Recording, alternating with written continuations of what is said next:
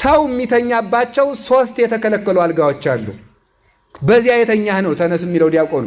አንደኛው ስንፍና አልጋ ነው። ሁለተኛው የመርሳት አልጋ ነው። ሶስተኛው የኃጢአት አልጋ ነው። እነዚህ ተነሱ ነው። ሕይወታችሁን የረሳችሁ ክርስቶስን የረሳችሁ ሰዎች ተነሱ ማለቱ ነው ዲያቆኑ። የኢትዮጵያ ትንሣኤ የምንለው እሱ ነው። ሰው ሞቱን ረስቶ ሰው እየገደለ ነው። ታሪክ ረስቶ ሰው እያጠፋ ነው። እግዚአብሔር ተረስቶ በዘር እየተባላን ነው መነሳት።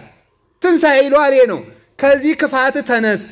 እግዚአብሔርን ከመርሳት፣ ሞትን ከመርሳት፣ ቅዱሳንን ከመርሳት፣ ቤተክርስቲያንን ከመርሳት፣ እዚህ ያለ መርሳት ኃጢአት አልጋ ያላችሁ በንስሐ ተነሱ። በስንፍና አልጋ ያላችሁ በትጋት ተነሱ። ጸልይ ተኝቶ የሚያነብ ተኝቶ ያጠና ተኝቶ እንደዚህ አድርጎ ያጠናል። በዚያው መጽሐፉ ይዞት ልም ይላል ማለት። እናንተ በግራም ቀጥ በቀኝም ቀጥ ነው።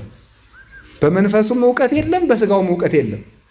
በግድ ተለምና ነው ያቺ ሲመታ የምትመረቁት ማለት ነው። ኢትዮጵያ ተነሳች የምለው እኔ ስንፍናችን ስናስወግድ፣ ኃጢአት በንስሐ ስንነሳ፣ ከመርሳት በተዘክሮ ስንነሳ፣ በማሰብ እግዚአብሔርን በማሰብ ታሪክን በማሰብ ሞትን በማሰብ ቅዱሳንን በማሰብ ክብራችንን በማሰብ የራሳችን ክብር ረስተነው ራሱ እኮ እንስሳ ሆነናል። አይጥ አልባስ ነው፣ ከባብ አልባስ ነው፣ እንስሳ አልባስ ነው፣ አውሬ አልባስ ነው። እስቲ እባብን የሚበላ እባብ አምጡ፣ እስቲ ዘንዶን የሚበላ ዘንዶ አምጡ። የለም። አንበሳን የሚበላ አንበሳ እስኪ አምጡ፣ እስኪ በሬን የሚበላ በሬ አምጡ። ሰው ከእንስሳ አልባሰም። ከዚህ ስንነሳ ነው ኢትዮጵያ ተነሳች ማለት። ደግሞ የምንወደውን ባንዲራ እንድንጠላው እኮ ነው እንዲህ የሚያደርጉብን።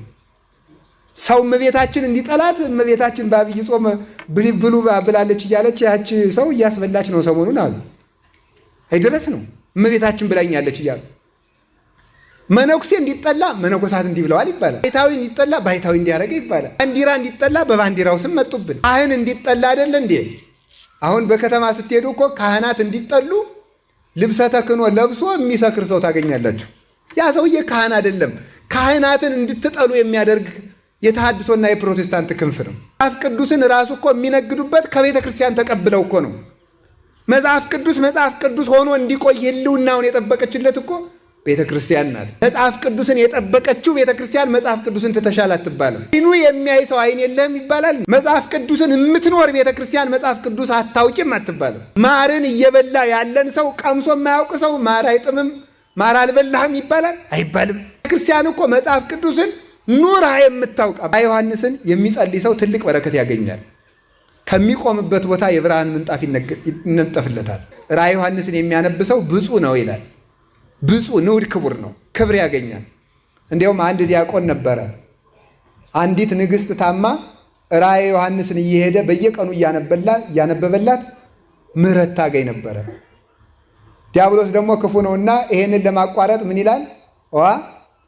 ንጉሥ አንተ ስትወጣ ስጦታ እኮ ከሚስት ጋር ኃጢአት የሚሰራ ሰው አለ ብሎ ነገር ደግሞ አስነሳ። በሰዎች አድሮ ነው። ነገ ታዘብ ሲሉት እውነትም ጠዋት ቢመጣ ያ ዲያቆን ቁሞ እያነበበ በሉ ይሄንን ዲያቆን በቆዳ ጠቅላችሁ ባህር ጣሉት አላቸው። ባህር ወስደው ሲጥሉት አንድ ቀይ ጎልማሳ መጥቶ ከባህሩ ላይ ከእጃቸው ነጥቆ አፈፍ አድርጎ ወስዶ ደሴት ላይ ያስቀምጠው።